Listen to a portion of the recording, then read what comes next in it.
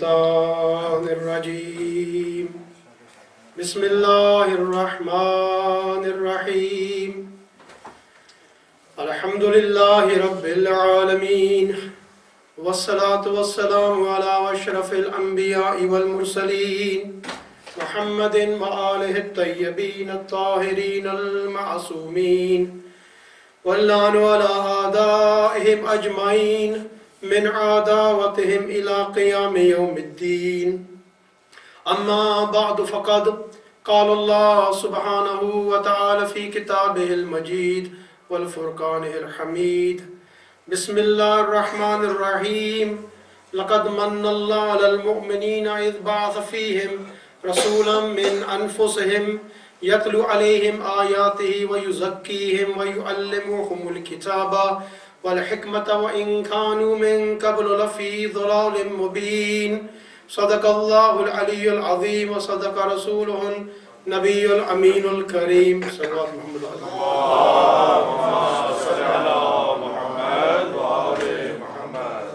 میں آپ کے سامنے سورہ بقرہ کی 164 آیت پڑھی ہے اور یہی میرا ٹاپک ہے رسول اللہ کی شان کے حوالے سے اور رسول اللہ کی وفات کے حوالے سے. مگر ابتدا سے پہلے میں کچھ آپ کے سامنے کچھ معروضات پیش کرنا چاہتا ہوں کہ پچھلے منڈے سوموار کو مجھے آپ مومنین نے موقع دیا اربعین کی مجلس کے حوالے سے کچھ پڑھنے کے لیے اور مجھے کچھ خبر آئی ہے اور خبر نہیں بھی ہے تو میں سمجھتا کہ ہاں کہ اس دوران یاد رکھیں میں نے جب میں وہ تقریر کی تھی میں نے کہا تھا کہ اگر کسی کو کوئی حوالہ چاہیے یا کوئی حدیث کی تشریح چاہیے تو میں دینے کے لیے تیار ہوں. میں نے اس تقریر میں یہ جملے کہے تھے, آپ کو یاد ہوگا, شاید ریکارڈنگ بھی ہوگی. تو اس کے باوجود بھی پھر بھی اعتراض اٹھا اور اس اعتراض کا میں کچھ آپ کے منٹ لوں گا اس کا جواب دینے کے لیے کہ میں نے کیا پڑھا, کیسے پڑھا اور اس کی دلیل کیا ہے. ظاہر ہے کہ ہاں کہ میں کسی کی بات یا مولوی کی بات لے کر نہیں پڑھتا, میری اپنی تحقیق ہے, کتابیں ہیں. تو میں نے وہاں بھی کہا تھا کہ ہاں کہ اگر کسی کو چاہیے ہاں کہ کہاں سے پڑھ رہا ہوں تو مجھ سے پوچھ سکتا ہے. بہرحال اس کے باوجود میں خطا کر سکتا ہوں, مجھ سے غلطی ہو سکتی ہے, یعنی کوئی عبارت ہے میں جو پڑھی ہے شاید وہ غلط ہو, شاید وہ علماء نے اس کی رد میں کچھ کتاب لکھی ہو, شاید وہ حدیث کی سند اس کی جو حدیث کی جو سند ہے وہ غلط ہو, تو لہٰذا یہ بحثیں ہیں. تو ظاہر ہے کہ ہاں کہ یہ جو سارے علوم میں نے پڑھ کر یہ حدیث نہیں پڑھی, تو آپ ظاہر کے ذہن میں سوال ہوگا کہ ہاں کون سی حدیث تھی جس کے اوپر کسی نے اعتراض کیا. کوئی بھی ہو سکتا ہے. وہ حدیث یہ تھی, اور یہ بھی یاد رکھیں کہ ہاں کہ میں نے مفہوم اس حدیث سے کیا نکالا تھا, میں نے اس حدیث کا مفہوم کیا نکالا تھا. یعنی وہ حدیث یہ تھی کہ من بقاء الحسین او ابقا او تباکا وجبت لہ الجنہ. اور اس کا ترجمہ آپ سن چکے ہیں, مگر جو بھی من جو ہے نا الفاظ من وہ اس عربی میں استعمال ہوتا ہے کہ من جو بھی من بقاء الحسین جو بھی امام حسین کے اوپر خود روتا ہے, رلاتا ہے. اور الفاظ تباکا, تباکا کا الفاظ جو ہے نا is not translated into English as a single word. یعنی یہ جو تباکا الفاظ ہے عربی کا, یہ ایک جملے سے اس کو ترجمہ رونے والی شکل بناتا ہے. یہ ہے اس کا ترجمہ, رونے والی شکل بناتا ہے, یعنی جملہ ہے تباکا. اور اس کو سمجھانے کے لیے الفاظ 3-4 استعمال کیے ہوتے ہیں.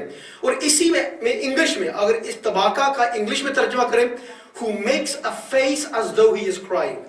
It's a whole sentence. الفاظ ہے ایک, مگر ایک پورا جملہ استعمال کیا جاتا ہے اس الفاظ کی تشریح کے لیے. بات سمجھ میں آ رہی ہے نا؟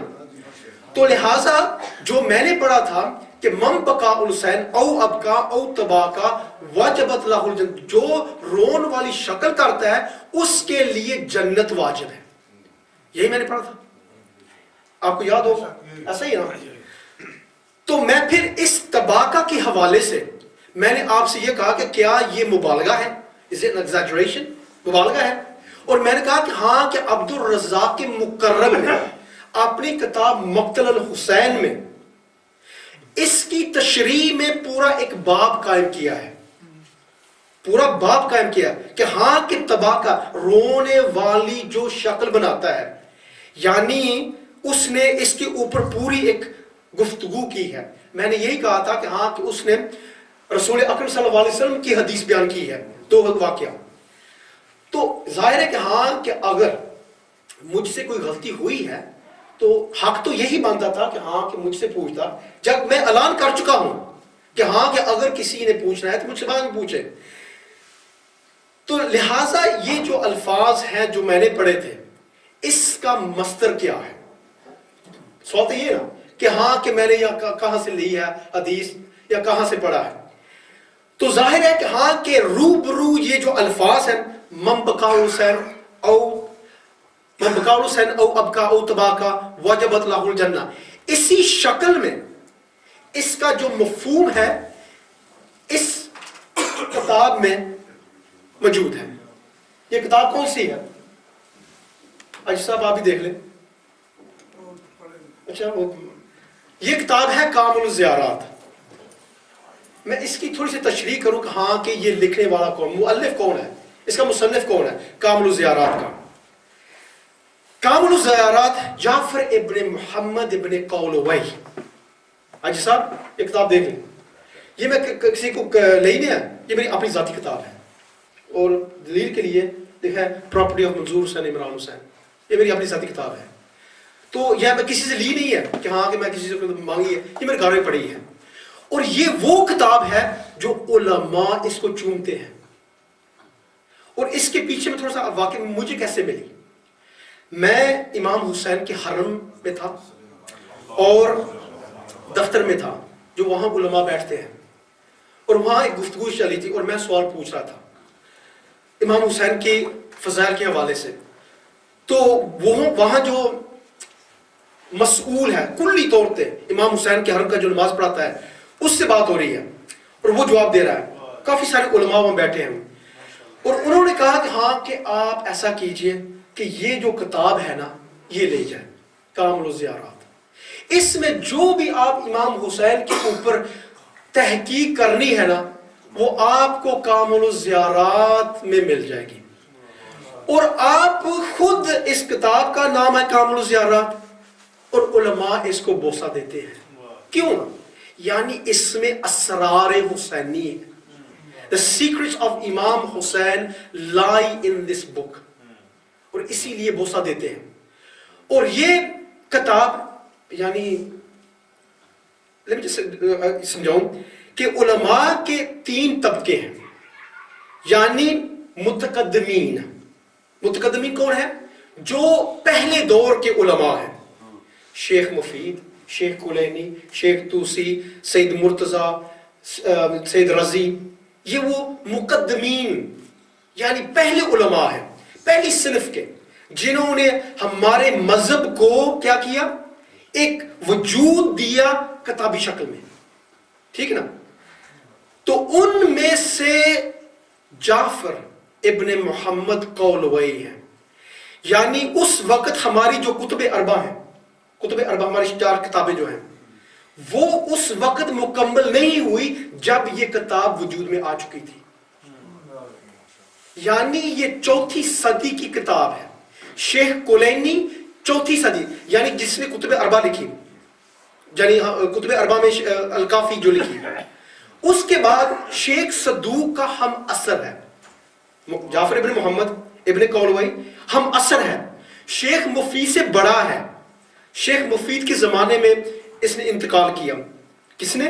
ابن قولوی نے. الکمی، کم کا ہے. یعنی شیخ صدوق وہ بھی کمی ہے، وہ بھی کم کا ہے. محمد جعفر ابن محمد کولوئی یہ بھی کم کا ہے. اس نے امام زمانہ غیبت کبریٰ کے بعد یہ کتاب شیعوں کو تحفہ ملا ہے، یہ تحفہ ملا ہے. اور اگر کسی کو حسین کے مقام، امام حسین کی زیارت، امام حسین کے اوپر رونا، جو حدیثیں آپ کو کوئی مولوی بیان کرے گا نا یا کتاب میں ملے گی، وہ اسی کا حوالہ ہوگا. یعنی میں کتاب، اگر میں آپ کے سامنے بہار الانوار لے آتا، بہار الانوار صرف 500 سال ہوا ہے، یعنی 1000 سال پرانی کتاب ہے، 1000 سال. تو کم سے کم آپ کو یہ اطمینان ہوگا کہ کتاب معتبر ہے، یعنی اس میں کوئی کیل اور کال کی گنجائش نہیں ہے، کسی نے اس کی رد میں کتاب نہیں لکھی. 1000 سال گزر گئے ہیں، 1000 years have passed. Nobody has written anything against any of the hadith in this book. تو لہٰذا اس کتاب کو اپنے گھروں میں رکھیں، اس کتاب کو اپنے گھروں میں رکھیں. اور جو بندہ نہیں سمجھ سکتا مقام امام حسین کو اور مقام بکا رونے کو، تو وہ سب قال اللہ امام جعفر صادق، امام جعفر صادق بیان کر رہا ہے، اور آپ کو اعتراض ہے، اور آپ کو اعتراض ہے. اور میں نے جو حدیث پڑھی تھی اس کا مفہوم اس کتاب میں روبرو ملتا ہے. جو حدیث میں نے پڑھی، من بکا حسین او ابکا او تباکا واجبت اللہ الجنہ، آپ نے مجھ سے نہیں سنی، آپ نے وسیع الحسن سے بھی سنی ہے. اس نے بھی پڑھا، مجھے یاد ہے، میں بھی اس مجلس سے تھا جب اس نے پڑھی تھی. مگر اس نے تو کہا کہ ہاں کہ اس کا جملہ ایک اور بھی ہے، مجھے یاد ہے اس نے یہ کہا کہ ہاں کہ واقعی میں اعتراض نہیں کرتا اس پر، ہوگا. اس نے کہا کہ من بکا حسین او ابکا او تباکا عارفا بحقہ وجبت لہ الجنہ. یعنی یہ بھی جملہ کوئی مشکل نہیں ہے، عارفا بحقہ. جو اردو میں کوئی بات چل رہی ہے کہ کوئی نہیں، کہ انگلش میں اچھا نہیں پھر انگلش ہی تھوڑی سی جو بچہ واسطے میں کہتا صرف یہ جو ہے نا، میں 2-3 منٹ میں اور تو پھر میں انگلش کرنا. میں صرف آج حوالہ نہ یہ میں سوچتا کہ ہاں کہ ہر بندہ سمجھ سکے، کہ یہ نہ ہو کہ ہاں کہ منظور تو انگلش میں بول رہا تھا تو مجھے ہم سمجھ لگی. تو یہ اسی لیے میں اردو میں بول رہا ہوں کہ ہاں کہ جو میں پیغام پہنچانا چاہتا ہوں وہ واضح ہو جائے. تو لہٰذا میں آپ کے سامنے کچھ حدیثیں نقل کر لگا ہوں، یعنی اسی کتاب سے. یہ کتاب میں ترجمہ نہیں ہے، عربی میں ہے، تو اس کا میں ترجمہ کروں گا. بہت ساری حدیثیں، اور یقین کیجئے اتنا لطف آتا ہے، اتنا لطف آتا ہے.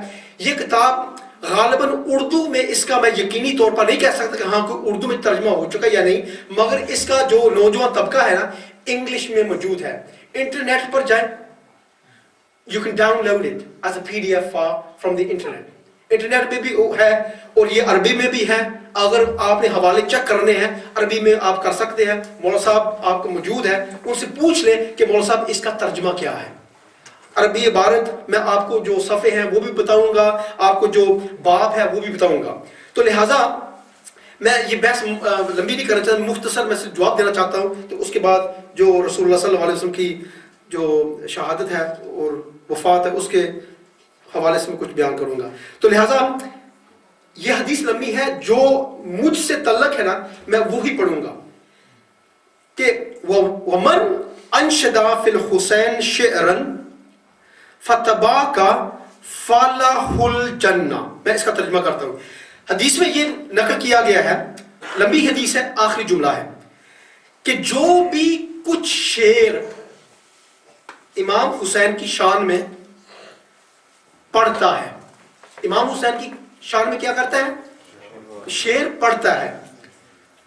فتباکا، تو فتباکا تو کیا ہوتا ہے؟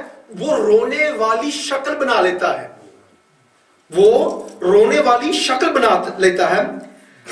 فَلَهُ الْجَنَّةُ، میں نے جو الفاظ استعمال کیا وَجَبَتْ لَهُ الْجَنَّةُ، وجبت لہ الجنہ، وجبت لہ الجنہ. اگر کسی عرب دان سے مولانا صاحب کافی ماہر ہیں عربی سے، ان سے پوچھ لیں. یعنی لاہو اس کے لیے، اپنی اردو زبان میں لاہو استعمال ہوتا ہے اس کے لیے. اس کے لیے کیا ہے؟ جنت. اس کے لیے لاہو جو ہے نا، مثال کے طور پر لاہو جنت، اس کے لیے جنت ہے، یعنی اس کے لیے جنت واجب ہے. لاہو جو الفاظ ہیں اس کرینے میں، ان دس کانٹیکسٹ لاہو اس کے لیے جنت واجب ہے. مثال کے طور پر جب روزہ آپ کے اوپر واجب کیے گئے ہیں تو کیا قرآن میں کیا ملتا ہے کہ آپ کے اوپر روزے فرض نہیں؟ یا ایھا الذین آمنوا کتب علیکم، آپ کے اوپر لکھا گیا. کتبہ کا مطلب یہ ہے کہ لکھا گیا نہیں. عربی زبان کے جو قاعدے ہیں اس میں یہ ہے کہ کتبہ جہاں آتا ہے وہاں واجب ہے، آپ کے لیے روزے فرض کیے گئے ہیں. کتبہ سمجھ رہے بات؟ کتبہ کیا؟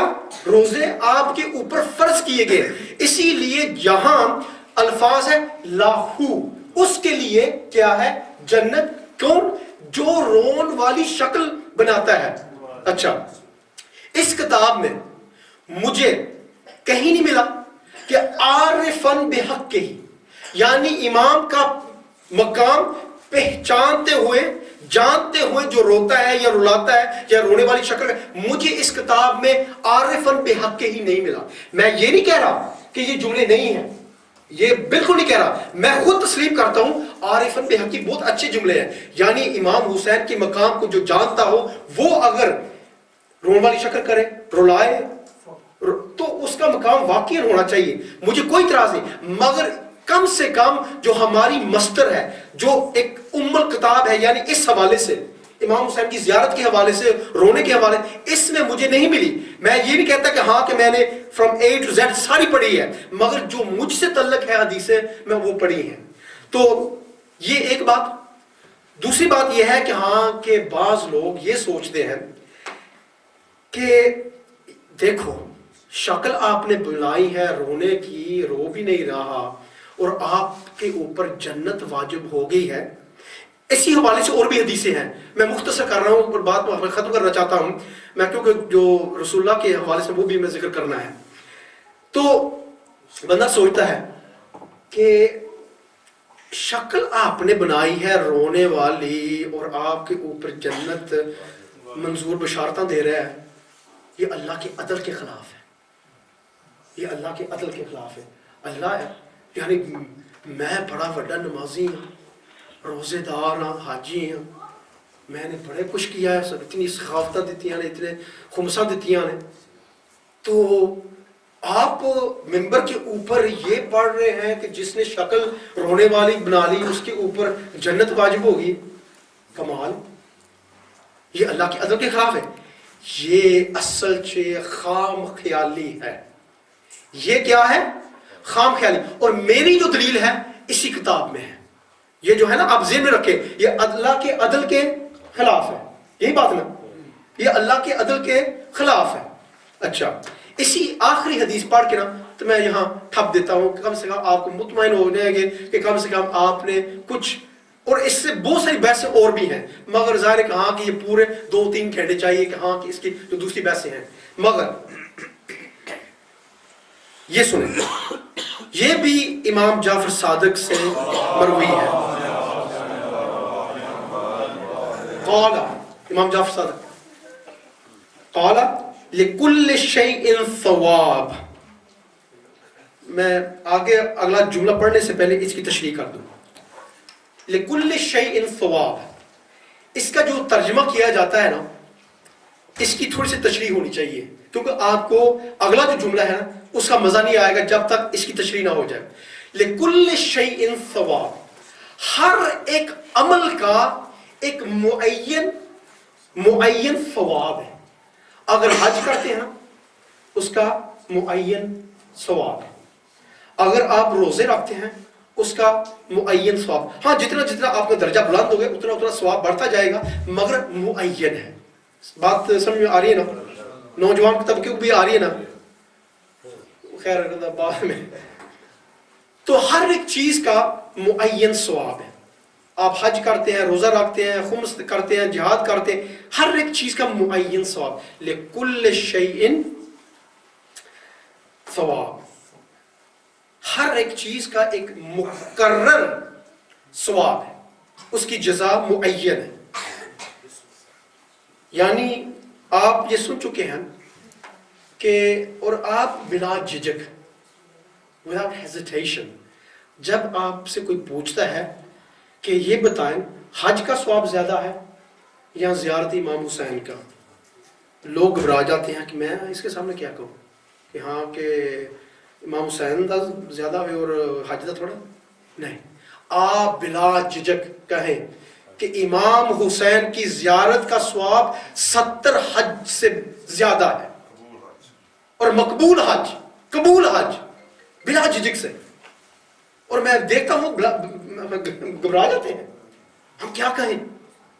گھبرانے کی کوئی بات نہیں, گھبرانے کی کوئی بات نہیں, یہ حقیقتاً ہے. ایک حج جو کرتے ہیں واجب وہ کرنا چاہیے, مگر امام حسین علیہ السلام کی زیارت 70 حج سے بھی زیادہ مقبول مقبول مقبول حج سے بھی زیادہ ثواب ہے.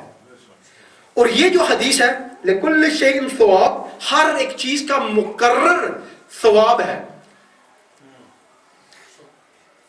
جو اگلا جملہ ہے نا وہ ہے الا, مگر, یہ یاد رکھنا, ہر ایک چیز کا مقرر ثواب ہے, ہر ایک چیز کا مقرر ثواب ہے.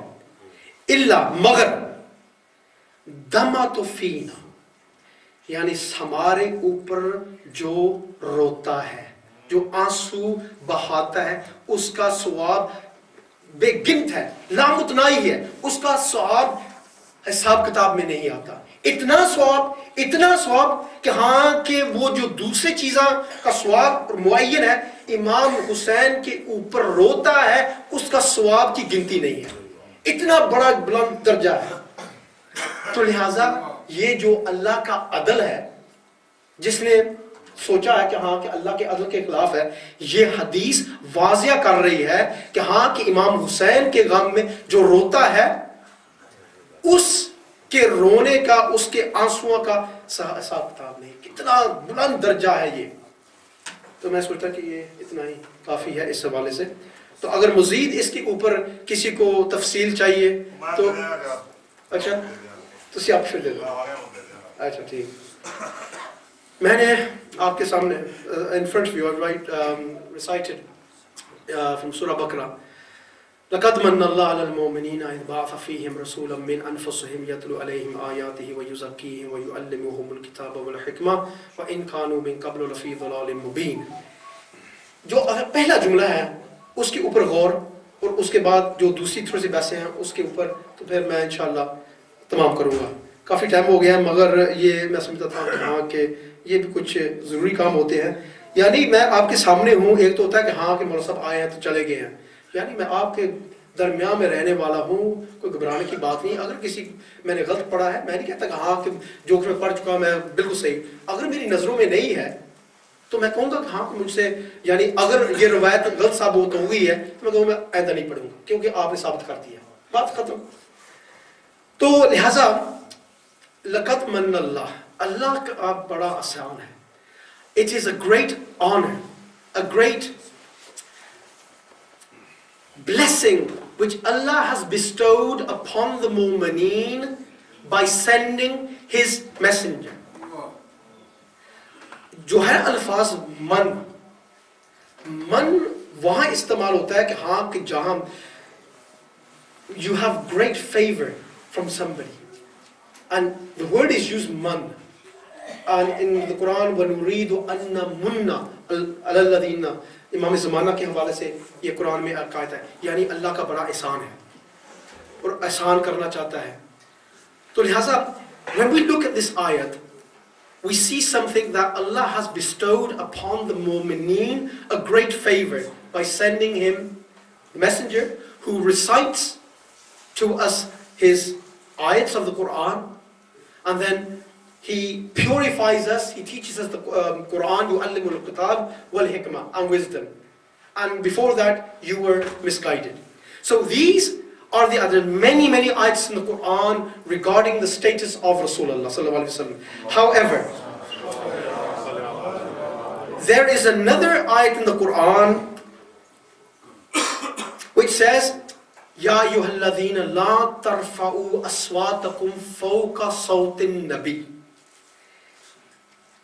Ya ayyuhalladhina amanu, do not raise, O you who believe, do not raise your voices over the voice of Rasulullah. You must have heard this before. Ya ayyuhalladhina amanu la tarfa'u aswatakum fawqa sawtin nabi.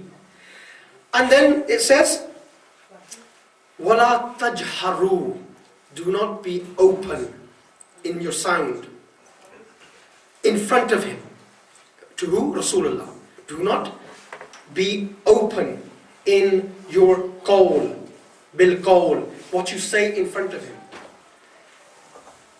كَجَهْرٍ بَعَضُكُمْ لِبَعْضٍ, like you do to one another. Like if you are having an argument, you raise your voices amongst each other. Quran is saying this. When you talk to each other, you raise your voices, but do not raise your voice in front of Rasulullah.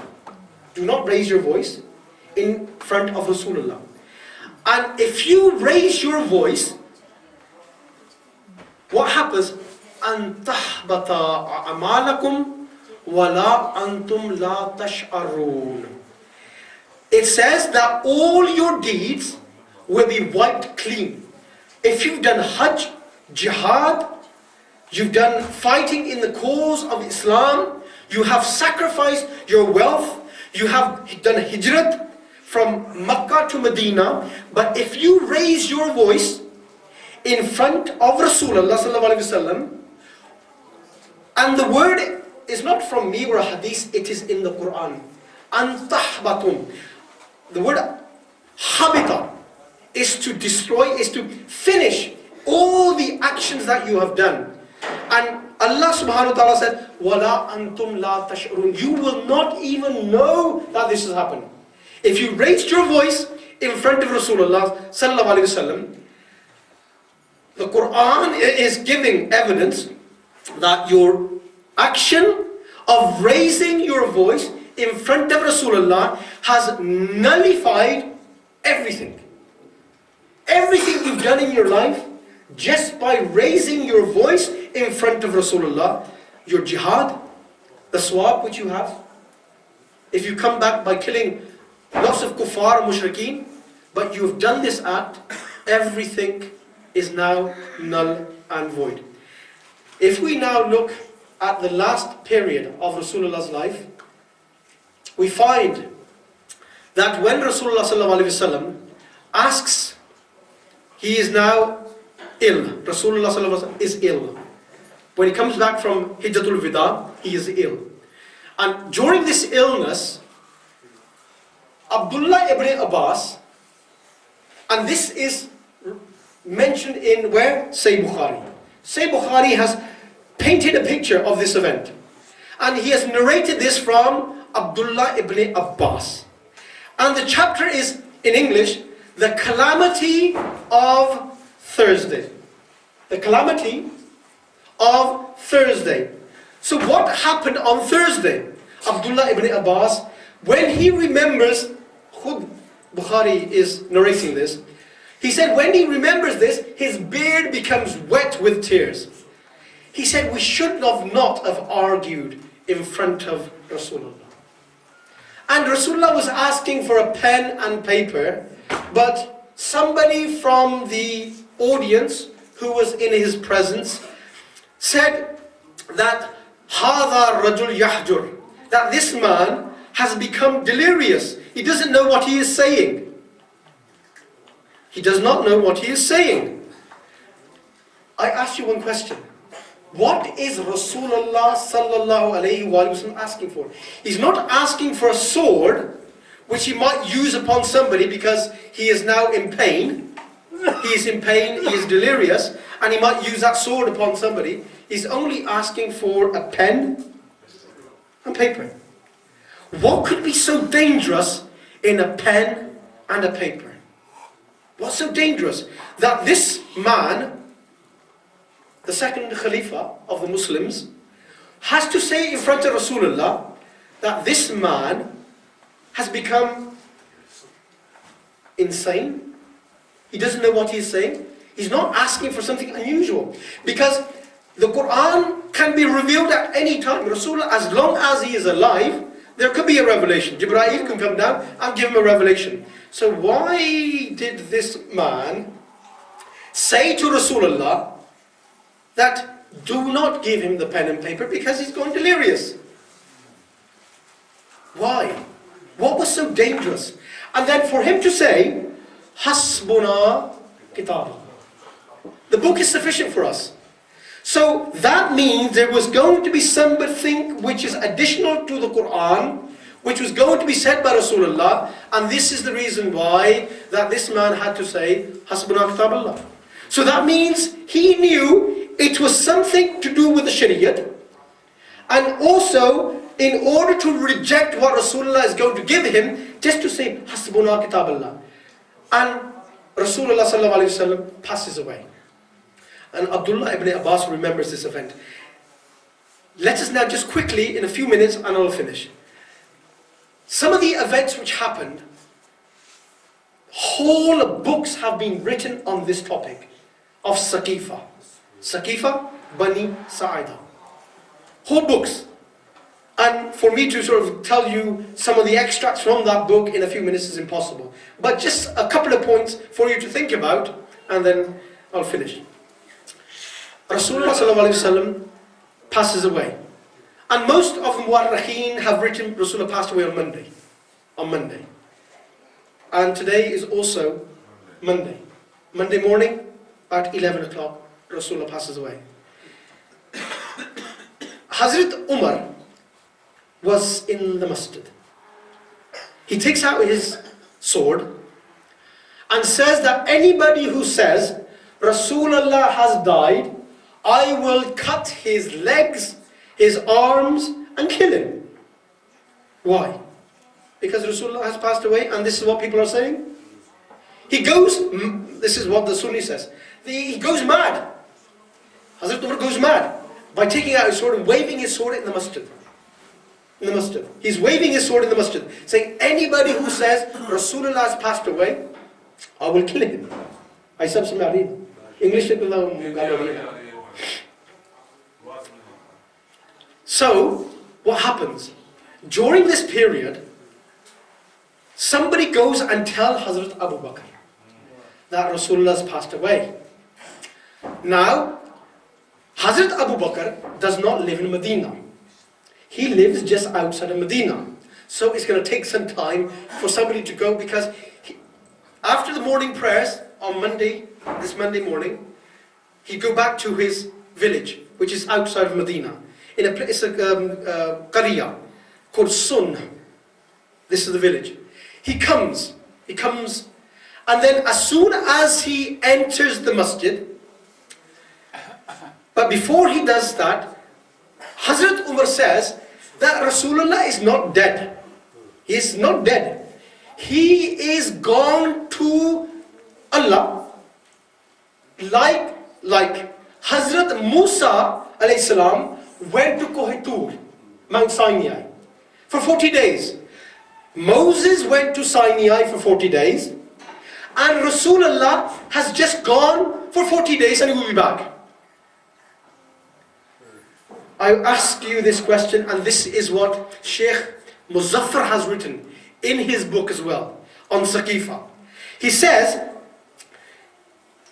Hazrat Umar, if he believed that Rasulullah is not going to die, why was it in Uhud he ran away?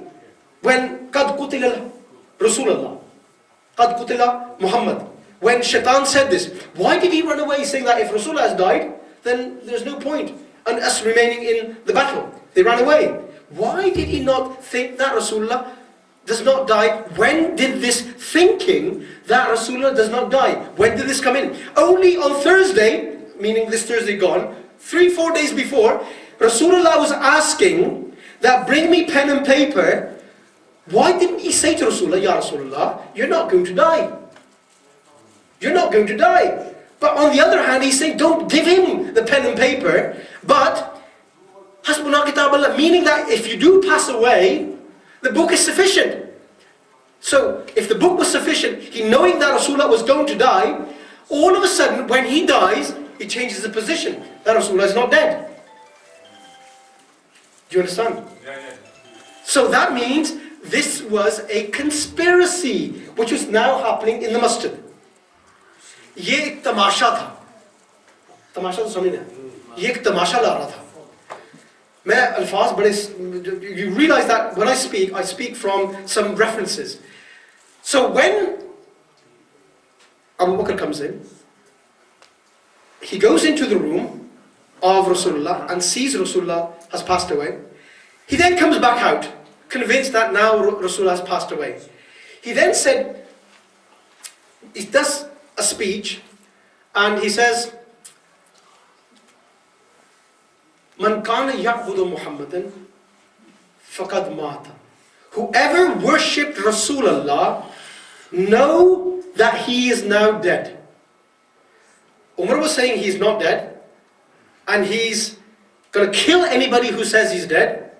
All of a sudden, Hazrat Abu Bakr comes in, and he said, be it known, Man kana ya'budu Muhammadan faqad mata. Whoever worshipped Rasulullah, and this is something our Sunni brothers بڑے فخر سے یہ جملے ادا کرتے ہیں اپنے ممبروں پہ, کہ اتنی محبت تھی کہ ہاں کہ وہ دیوانہ ہو گیا تھا, یعنی اتنی محبت.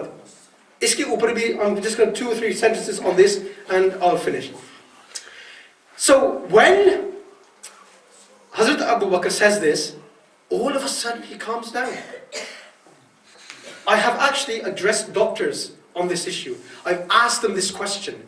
I said, you tell me that when somebody becomes pagal of hearing somebody's death, how can it be that all of a sudden somebody comes in and tell you he is dead and all of a sudden you calm down? It doesn't happen. It doesn't happen in history. It doesn't happen in reality. You have seen many people who have lost loved ones, but they have been continuously grieving for many days. Then why is it that as soon as they also hear the news that some people are gathered in Saqifa, they leave Rasulullah as he is, and then they run away to Saqifa. And then in Saqifa, now, it is now Monday. They spend the whole of Monday arguing. Who is going to be the Khalifa? Who is going... Iske upar puri bahs hai. Magar isko dar karnar on to one side. The next point I'm going to make, and this is the final point, which I think काफी time हो गया, मैं भी सोच रहा हूँ कि हाँ मुझे सामने पढ़ना है. मगर it's a really important point. कि how did it कि हाँ कि जो انصار میں جو خود تحقیق کی ہے اور علماء نے بھی یہ لکھا ہے کہ انصار کی بد دیانتی ہے اس میں مگر کم. ان کو یہ اندیشہ تھا, they were scared that what they were seeing, what happened on Thursday, Rasulullah was not given the pen and paper. They knew that Mawla Ali was now going to be ousted from his position of Khilafat and somebody else was going to take over. This was a secondary attempt to control the Khilafat by the Ansar. So they met in Saqifa. Saqifa is a meeting hall. In their meeting hall. So they were now going to decide, if Mawla Ali is not going to be the Khalifa, we will nominate a Khalifa from amongst ourselves. So when news reached Abu Bakr and Umar, they left Rasulullah, they left the masjid. All of a sudden, this man who was waving his sword calms down and then runs off to Saqifa. And the garden of Saqifa is still today. If anybody wants to see it on the internet, you can. It's a garden. Maybe 300 meters away from Masjid al-Nabawi. They've surrounded it with bars. Yani wo maqam inhone baki rakha hai. वो सकीफा का मकाम इन लोगों ने वहाबियों ने बाकी रखा है, मगर जो कब्रें हैं वो मुनहदम कर दी हैं. ये है इनकी बदमाशी. So what happens is that when they go they spend the whole day arguing. And by nightfall, some other kabila, ek aur kabila, another kabila, which is outside of Medina, they heard, Badmash kabila, Banu Aslam, wo kabila ka naam hai. Banu Aslam heard that Rasulullah has passed away, and now they're deciding. This kabila now entered into Medina. And when the bayat of Abu Bakr had taken place, this kabila sided with Abu Bakr and Umar. So in the streets of Medina, they spent the whole of Tuesday knocking on people's doors and forcing them to do the bayat of Abu Bakr. The whole of Tuesday was spent, and this Badmash Kabila, Banu Aslam, and this Banu Aslam was at the Ihraq al-Bab, the burning of the door of Abi Fatima Zahra. This Kabila was there as well. Maybe you've heard this or maybe you haven't. 300 people attacked the house of Sayyidah Fatima Zahra. 300. Instead of having official days of mourning, यानी जैसा होता है कि हाँ 3 दिन का सोग मनाया जाता है, हर कौम में ये रस्म है, मगर when it came to Rasulullah sallallahu alaihi wasallam, they did not have any official days of mourning. And then on Wednesday, when Rasulullah was buried, they then had fursat, and then they went to the masjid to give the oath or get the allegiance from the general public. By Wednesday, they had not in any way played any part in the burial or the coffin of Rasulullah. And Shibli Numani has also accepted this, and many ulama of the Sunnis, Al-Sunnah wal Jamaat, have accepted that Abu Bakr, Umar and some other companions were not at the burial of Rasulullah. So this was one of the greatest tragedies which happened after Rasulullah's death. And this is the reason why that Sayyidah Fatima Zahra said, Subbat alayya musayibun law annaha subbat ala al-ayam sirna liyaliya.